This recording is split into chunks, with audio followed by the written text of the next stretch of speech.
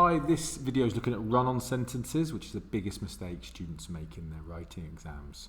So what is the biggest fail students make in their writing? Well, spoiler alert, you are looking at the video. So run-on sentences. So an examining report, which is like a really boring document that I've read, a lot of teachers will read, is that the head of the exam board, whatever exam board you have, AQA, Educas, Edexcel, they do a report after the exam basically saying what students do well and don't do well. And this is a literal quote from the head of the exam board: run-on sentences are the top grammar issue to stop students succeeding. If you look at this mark scheme, normally it depends on the question, but on a 20-mark question, SPAG is out of 8. And actually, you can't get out the bottom box. So you can't get more than 1 out of 8 if you don't have limited sentence structure, punctuation, and tenses in agreement. And this is run-on sentences. So it doesn't matter how great you are.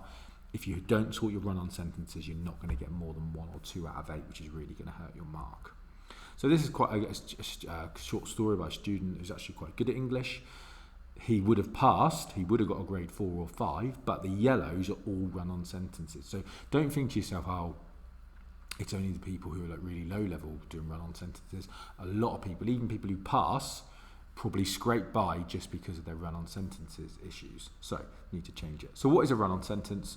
Well, it's a common error, like I said, and the key part is caused by merging 2 or more sentences together without suitable punctuation. So let's look at an example. So I'm going to show you an easy example just to sort of introduce it, but obviously it doesn't really matter how complex your sentences you are, you still need full stops in them. So I felt hungry and ate an apple. I felt hungry, I ate an apple. So two sort of variations of that sentence. Do you think they're right or do you think they're incorrect? Right, so they're actually both run-on sentences. They're both incorrect, okay? So that one's got a comma in there where it shouldn't be, and this one has got nothing in there where there should be something. So how do you fix a run-on sentences? Well, there's 2 ways. First of all, split it into 2 sentences. I felt hungry, full stop, I ate an apple. Or use a comma and a connective. I felt hungry, comma, so I ate an apple. So a lot of students will just shove in a comma and think it's fine, but you need a comma and a connective. So again, those are the 2 wrong ones. So to make that sentence correct, either put a full stop or a comma and a connective.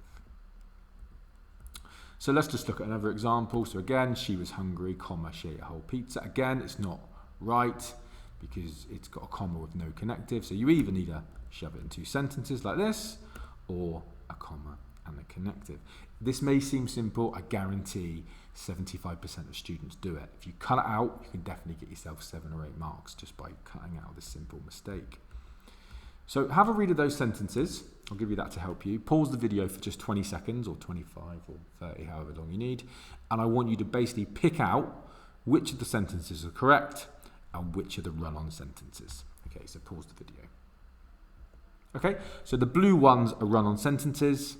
The other ones are correct. So remember, it's not just a comma. It might just be there's no punctuation whatsoever. And again, split into 2 sentences or a comma and a connective. So pause the video. You've got 5 sentences. I want you to correct them. They're all run-on sentences. I want you to correct them. You can either do it in your head or a piece of paper and pen. And yeah, so basically give me them correct with no run-on sentences. 5 is a bit tougher. So pause the video and do your answers. Okay, so here are the first 4. So remember, they don't have to be literally what I've put. So for one, for example, I've put she went to the gym, comma, as the machines there were new. You can put a full stop there instead. Take out the as and just have a the. But you probably want to vary it because you wouldn't just want to do all full stops all the time because your writing would become really repetitive and boring.